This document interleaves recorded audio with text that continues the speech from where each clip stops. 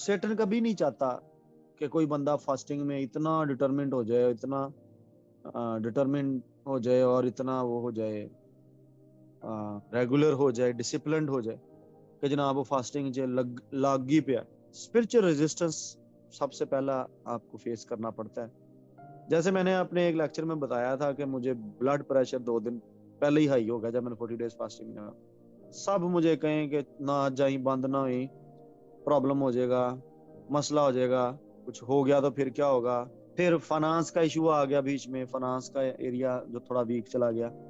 मुझे जारी बात है 40 दिन का खर्चा देकर जाना था अपनी बीवी को, अपने बच्चों को, और फिर जारी बात है जो साथ उनके कंपनी जिन्होंने करना था उनके लिए भी। तो ये सारी चीजें, फिर ओपोजिशन, मुझे स्पिरिचुअल लीडरशिप जो मेरे ऊपर थी उनकी तरफ से ओपोजिशन आ गई कि जी गुर्दे फेल हो जाएंगे, दे मर जाएगा, एम्बुलेंस चैनू लैके निकलना पड़ेगा कमरे से, एम्बुलेंस से जाएगा, अस्पताल ही पहुंचेगा सीधा।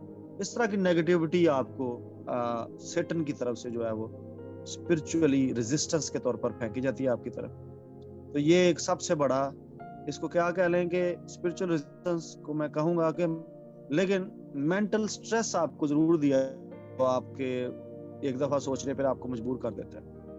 दूसरे नंबर पर, और ये सबके साथ ही होता है, ये नहीं है कि सबके साथ नहीं होता, सबके साथ एक जैसा ही, सेटन सबके खिलाफ है जो दुआ रोजा करते हैं या बिब्लिकली कलाम पर रास्तबाजी से दीनदारी के साथ जिंदगी गुजारना चाहते हैं, वो दुख उठाएंगे, ये लिखा हुआ है। फिर आती है फिजिकल वीकनेस और उसके बॉडी के ऊपर साइड इफेक्ट्स भी।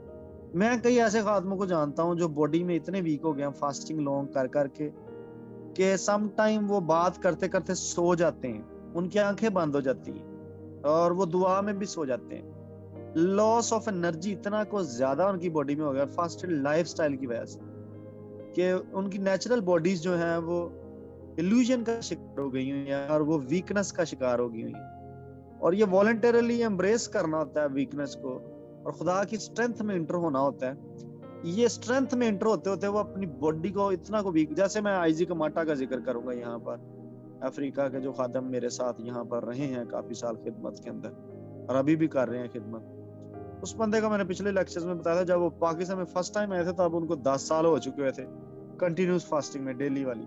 जूस के साथ खोल लिया और अगला रोजा फिर पूरा कर लिया, चॉकलेट खा ली, थोड़ी सी कैडबरी खा लेते थे कभी कभी शुगर पूरी करने के लिए, फिर ऐसे अगला शुरू हो गया, फिर केला खा लिया एक दो, फिर अगला शुरू हो गया।